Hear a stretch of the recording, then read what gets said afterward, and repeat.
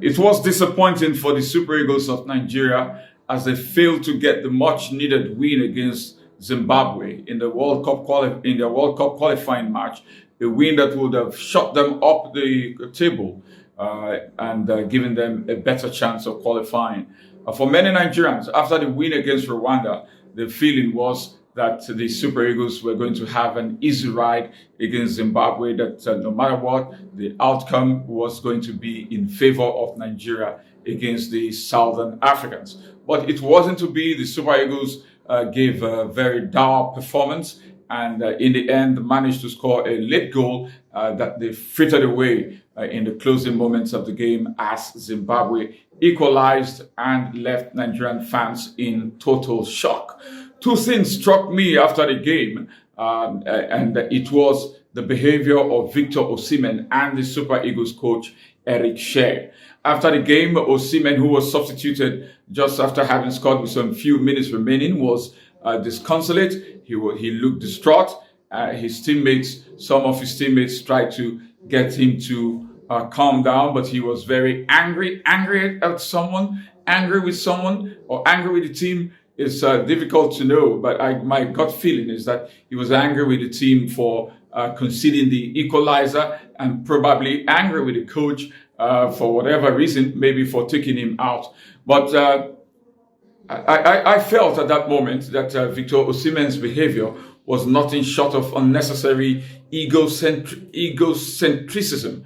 It was not good to see from a senior player of the squad. After a defeat, after a very big disappointing result, a senior member of the squad looking so disconsolate and walking away from the whole team when he should be as one of the leaders. I heard he was named as one of the captains of the team, when he should be the one picking the team up from such disastrous outcome, trying to pick the team up, trying to get the team to get into the dressing room and not be too down.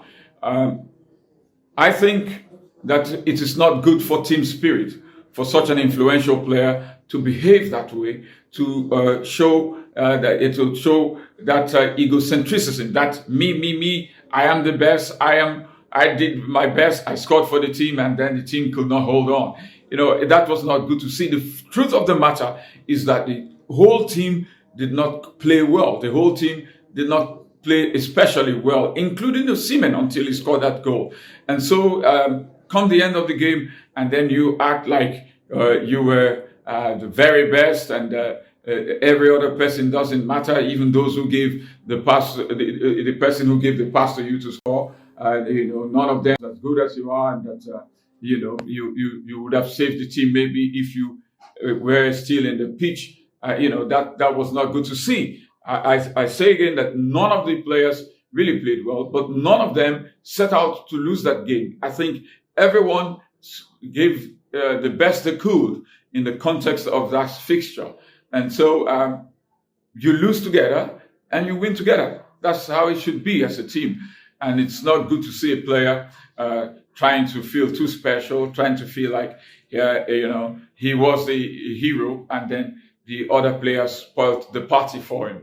And then for the Super Eagles coach, it was also very unfortunate to see his behavior at the end of the game, his lack of stoicism. At the end of the game, the Zimbabwean coach, Michael Nies, walked up to him to offer a handshake.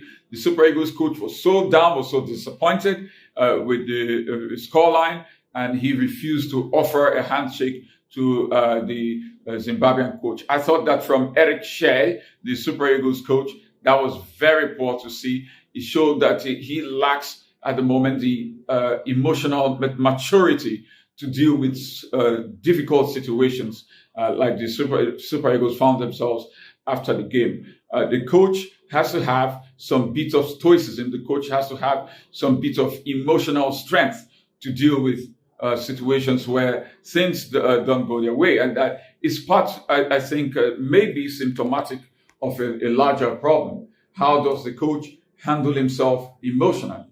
How does he handle himself? How does he carry himself, emotionally? Because that's very important in tough situations. You need a leader who is stoic, who has that emotional strength to lead the team through difficult times, and for refusing to offer a handshake to the Zimbabwean coach for no good reason at all, was really, really not good to see. And talking about his tactical approach to the game, I felt that there are some lessons for him to learn. There was no doubt that at the time Zimbabwe were mounting pressure from on Nigeria after the Nigerians had got the goal.